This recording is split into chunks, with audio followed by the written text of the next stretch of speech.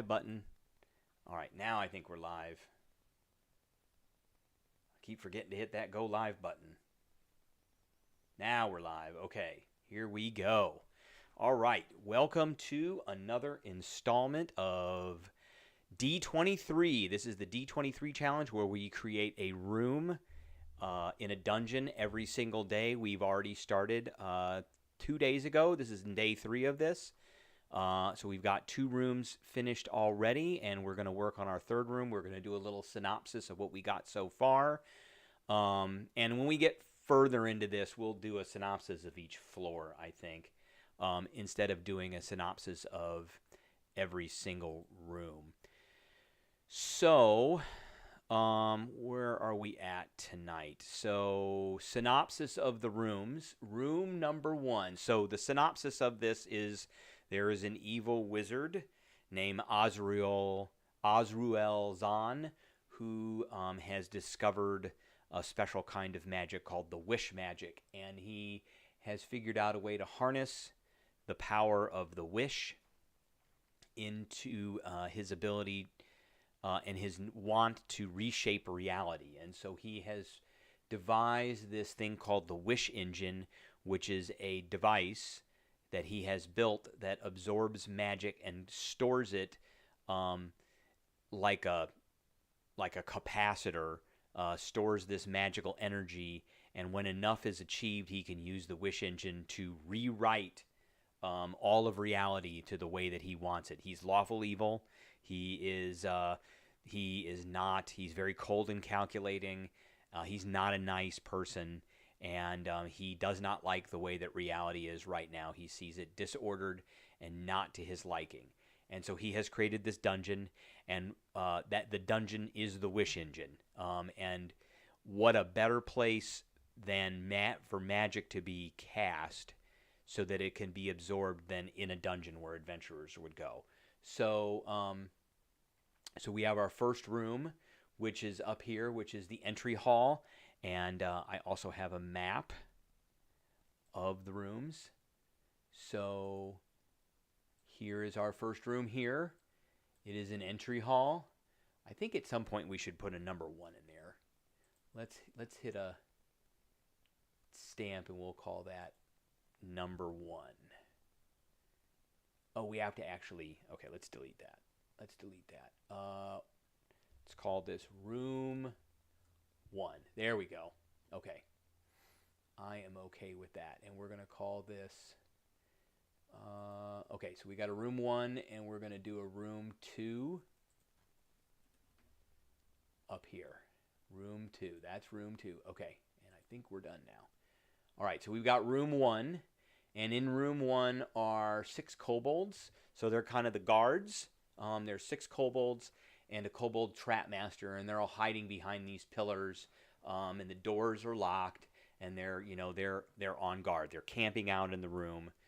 They've been placed here by Azruel Zahn, and my inkling was that the PCs are going to be hired maybe by a nearby village, which would be the entrance to this particular ancient ruin. And they're going to be hired by the villagers because there's been some raids on caravans and farms around the village by these kobolds that are in this level 1 of this dungeon. So room number 1, we get into this. Here's room number 1. So room number 1 is the entry hall. Doors are locked. They got to open them somehow. There's not 8 kobolds in here. There's 6, so we're gonna redo that. There are 6 kobolds in here and 1 kobold inventor, and they've got some electrum pieces. Okay. Room number 2. So the doors going into this room are also locked. So let's look at what the room looks like. Here's what the room looks like up here. Here's the room, and we've got double doors. They're locked, so the PCs have to figure out how to get in. It's a dusty, empty room. There's a statue to Kurtulmak, which is the kobold god, on either side of the room. And then there's a throne that is decorated with kobold skulls on the arms, and I believe I set a kobold skull on the top. Let's see here. The top of the throne's back is adorned with a larger reptilian skull, that of a kobold swobold, which I got out of the kobold press stuff. And then there's a gem on the seat of the throne. The gem and the throne both radiate evocation magic. Oh no, the throne radiates evocation magic, and the statues both radiate evocation magic, but that's it. So it's just some stuff in the room for the PCs to kind of investigate, thinking that it might be dangerous, but maybe not. So the northeast and northwest, there's a single door leading out. Neither door is locked.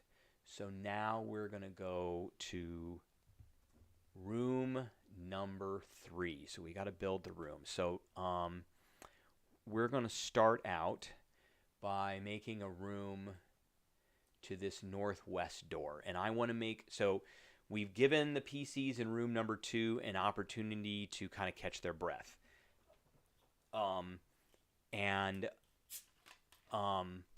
So they, they'll be able to, they can investigate. They think there might be something dangerous in here, but there's really not. And so they will, they can rest in here if they want.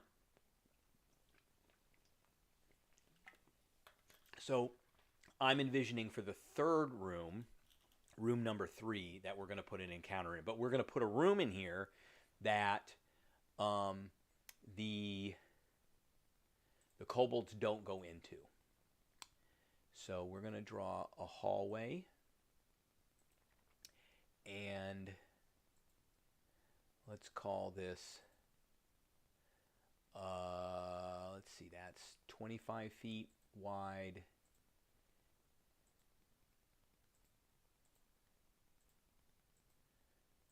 And so 5, 10, 15, 20, 25, 20 foot. I think we're going to make this pretty big here. Okay, there we go. And I want to put some coffins in here. So there's going to be some undead in here. So let's do that. Let's go to the stamp tool. And I know that there are sarcophagi in here somewhere.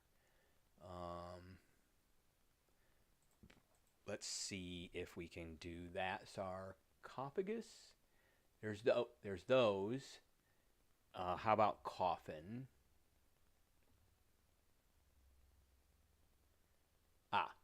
Coffins. Let's do that. Wow, those are big. We're gonna have to really make those smaller size. Let's make these 20s. Is that okay? I think that's better. So we'll put one, and let's make up a little smaller. 18s. Okay, that's better. So we'll put one here, one here, and one here. We're not going to put a way out of the room. And let's put some creepy statues in here. So that'll scare the characters. Maybe they'll think that there's something in the room. So we're gonna X out of this, and I'm using Incarnate for my mapping software here. Farmstead, no. Fey, no. Gothic. Let's see. Do we have any good statues in here? What is that thing? Knights on horseback, no. They gotta have something in here. Gargoyles. Okay, yes. We're not gonna have gargoyles in the room.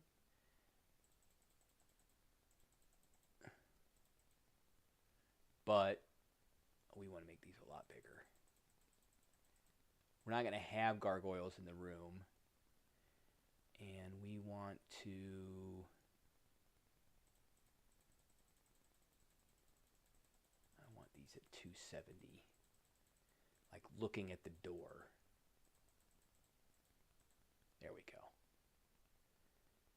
to put a gargoyle here.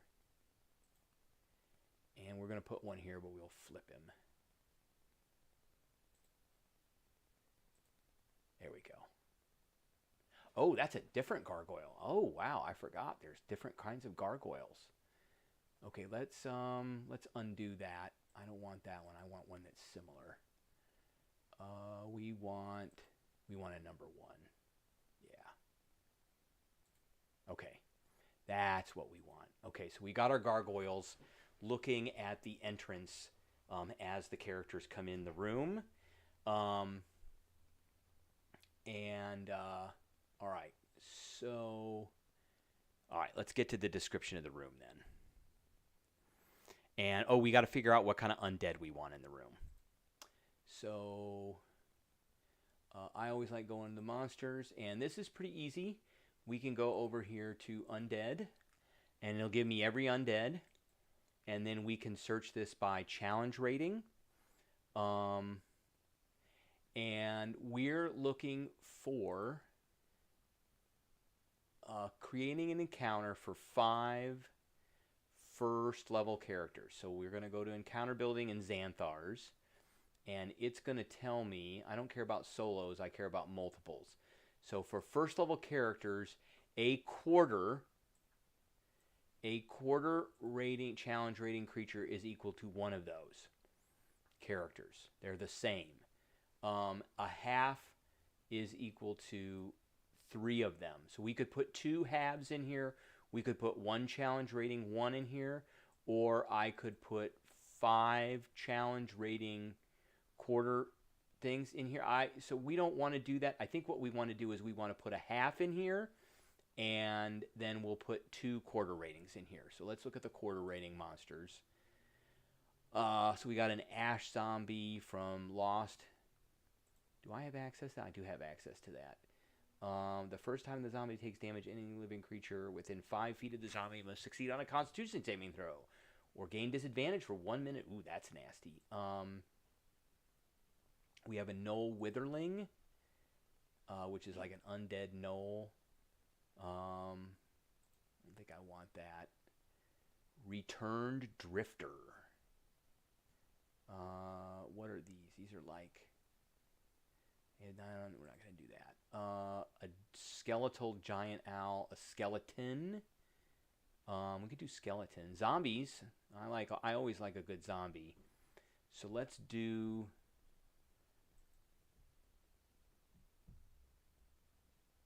let's see. These guys have 22 hit points, and the Ash Zombies have 20. Let's do Ash Zombies.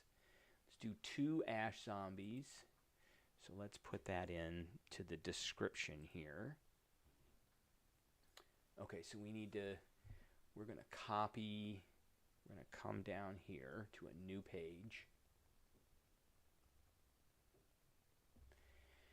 And I'm going to copy this first part up here and then transpose it down below. Okay, and this is going to be room 3. And it's going to be, we're going to call this the Abandoned Tomb. Abandoned Tomb. Tomb, not tome, tomb. And dungeon room. We're just going to call this a dungeon room for the scene. And this has got an undead theme to it. So that's what we're going to call that. Undead theme.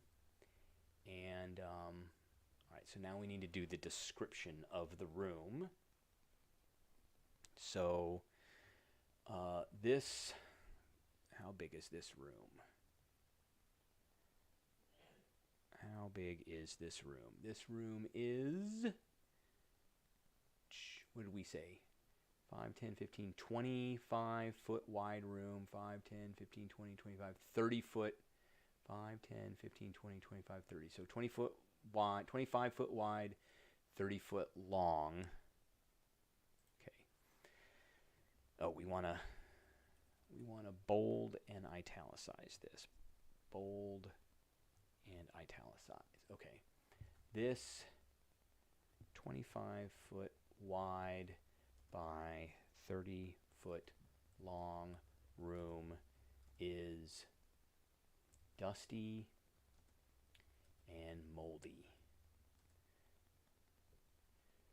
demonstrating the length of time that it has been abandoned and unoccupied. Okay. And what else do we want to say here? To the east and west of the entryway is a demonic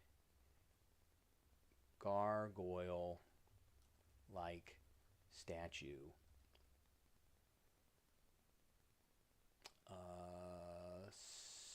They're not really standing. They're squatting, crouching on a circular, on a stone disc. And each is going to radiate magic. Each radiates necromantic magic. Okay. Necromantic. That corrected me. In the back of this dusty, mildewy chamber are how many different? Three. We had 3 coffins. So we're going to have a zombie and something other than a zombie. So ash zombies on either side and then something tougher in the middle. So our 3 ancient rotting wooden caskets. As you enter, the lids of the caskets burst open, and foul, decaying, humanoid creatures arise and quickly make their way toward you in a very aggressive manner. Okay. All right. That is the scene. I did not want to do that. Undo. Let's undo that. We want to get rid of the bold, and we want to get rid of the italicized and go to the description of the room. Okay, so let's see here. We want to, what are we going to use now? That's what we were thinking. Okay, so ash zombies. Ash zombies. These zombies were created by magical devastation when Mount Hottenau erupted 30 years ago. So Mount Hottenau is in Forgotten Realms. So it could be anywhere. It doesn't really matter. These are kind of ashy, volcanic-y undead.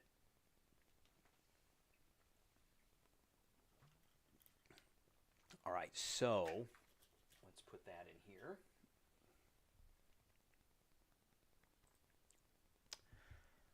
The caskets to the east and west contain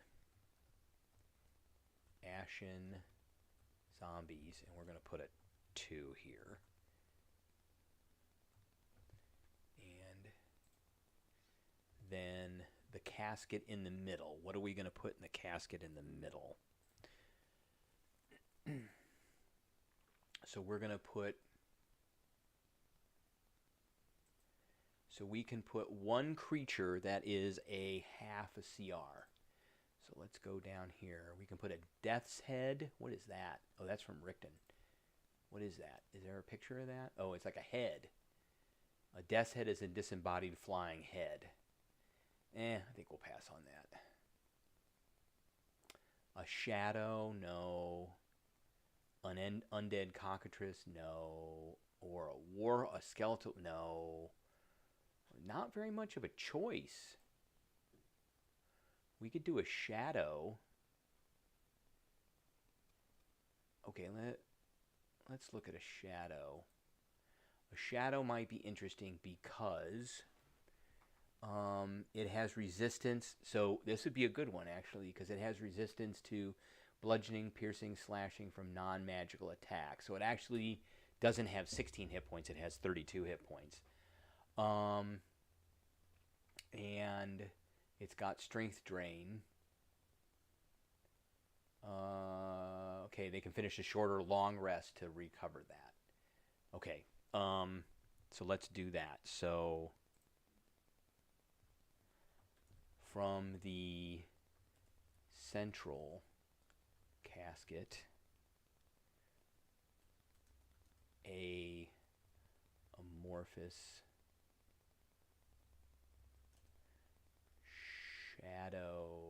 shadowy humanoid. Okay. Let's put that in here. From the central casket, a inky amorphous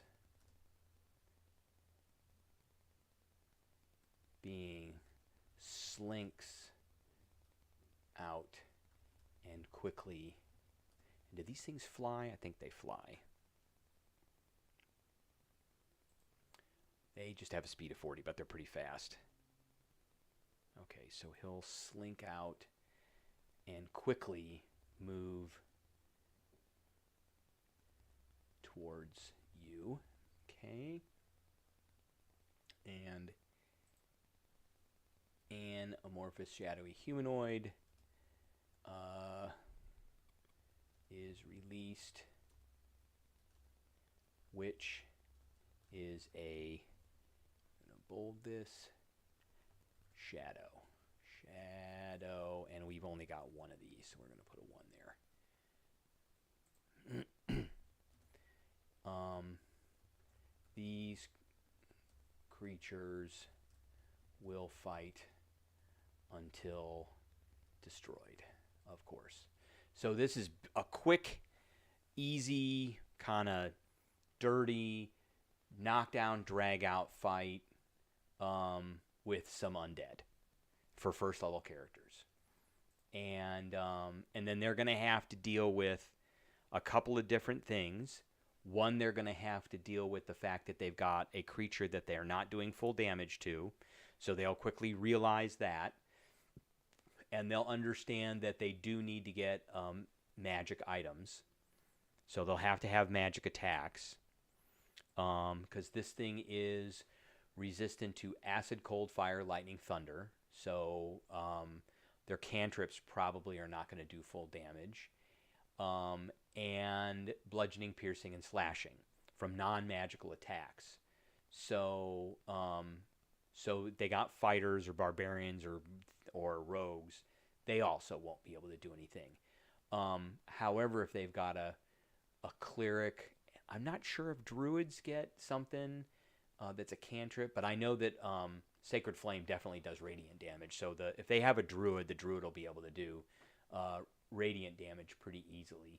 And they have shadow stealth, so they can take the hide action as a bonus action, but they really don't have anything to hide behind. So unless do we have, so we put pillars in here, so let's put a pillar in. Let's do that. Look at that. We've got a pillar. We can put a pillar right here. And we can shadow that boy up.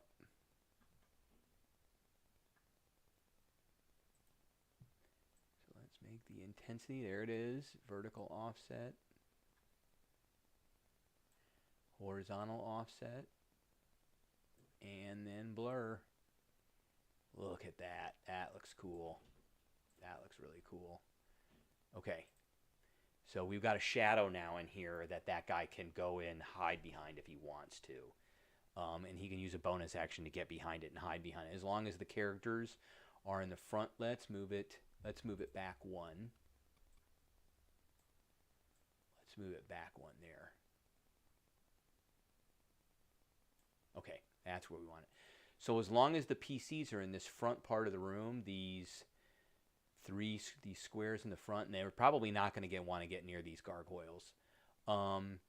This thing will be able to hide behind them and then come after them. And it's got a speed of 40, so it can go anywhere in this room pretty fast.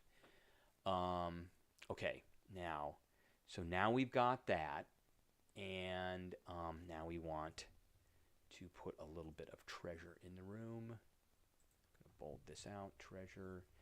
So I always put a little bit of treasure in the room no matter what.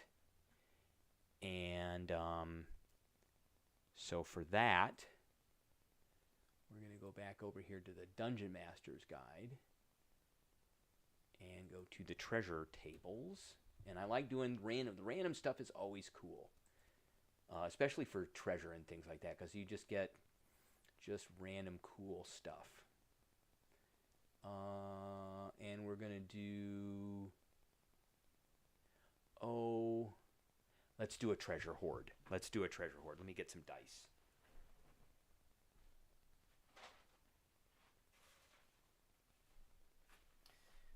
Let me get my dice tower out, and let me get some of my dice, and we'll roll on this percentage table and see what we get. So this is treasure hoard for challenge rating 0 through 4, which is what this is. And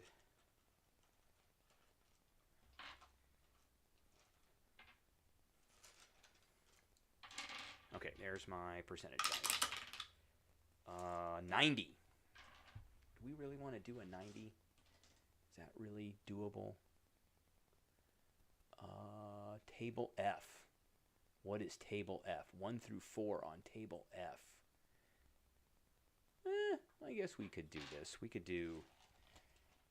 do one magic item on table F. Let's do that. How's that sound? And we got a 4. We got a magic weapon. So, okay. And this will be their reward. We'll give them their first +1 weapon.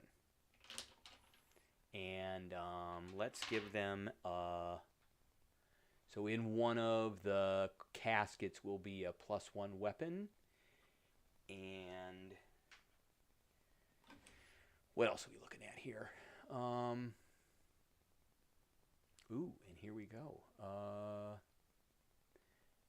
And they've got these cool tables for like little added features. That's pretty cool. I like this. So, who created it? What was it intended to use? All that stuff. That's really cool. Okay, so let's go back up here to the random tables, and we'll put a little bit of gold in here. And how much gold do we put in here if we roll gold? So we'll put 20 gold pieces. So we'll put in the central coffin are 25 gold pieces scattered about you want to put a gem in here, or we could put let's put an art object in here, something that's not worth a whole bunch, not 250, but let's see, a small gold bracelet worth 25 gold pieces. Let's do that. A small gold bracelet worth 25 GP and a +1 weapon. Okay, and let's do a little bit of background about that weapon, because we can do that. So we go down here. And potion miss. Ooh, that's cool. This is really cool. Scroll mishap, stabs, wands, wearing, pairing, spells, blah blah blah. Special features. You can add. Okay, let's do that. That's a 20. So this is going to be a 12. Elemental fire. The item is warm to the touch, and any metal parts are crafted from black iron. Okay, let's write that in here. That's pretty cool. The weapon is warm to the touch and crafted from black iron with flame motifs etched into its surface. Okay, that's pretty cool. That is pretty cool. Anything else here? Okay, we're going to leave. The pommel is red and orange. We'll put that. We're just going to leave it like that. And let's see here. There's a little bit more detail of the history. We got a D8. Ooh, I have a D8 right here. A 3. Heroic. A great hero once wielded this. Let's see. Anyone who's familiar with the eye expects great deeds from the new owner. Who is going to be our great hero? The great hero, John the Bravado, wielded this 110 years ago. Okay, that's part of the history. What else can we say about this guy? Minor property. I like minor properties. Let's get a minor property here. A 4. While underground, the bearer of this item knows the item's depth. Oh, that looks good because it's could be like volcanic. While underground. Okay, let's copy that. Hopefully that will paste into my Word document pretty. Oh. And that sort of did. We'll leave it like that. Okay. I didn't need to type that. All right. Okay, so while underground, the bearer of this item always knows the item's depth below the surface and the direction to the nearest staircase, ramp, or path leading upward. And is there anything else that we can say about this item? That's pretty cool. And what quirk does it have? I like quirks too. A 10. The item demands attunement. This doesn't attune, so 1. While in possession of the item, the bearer feels fortunate, and I'm going to leave that alone. We don't want to curse him. Those seem like curses, so we'll leave that alone. Okay. And this item is called, all right, so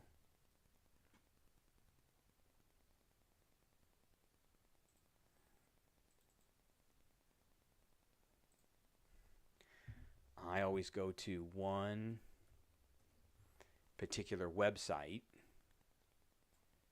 whenever I want to get a name out, and it's called the Fantasy Name Generator. And ooh, I like the Diablo names. Diablo Name Generator, and we want to go for an angelic name. Ibros. That's cool. I like that name.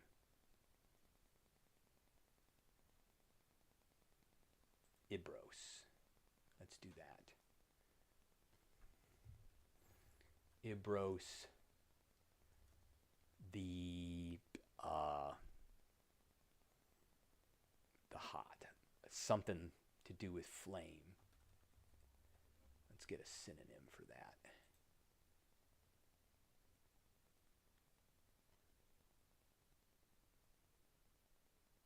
Oh, Ambrose the Cinder. Yeah, that's good. Okay. All right. That is our room for tonight. I appreciate everybody tuning in. And I will catch everyone tomorrow for room number 4.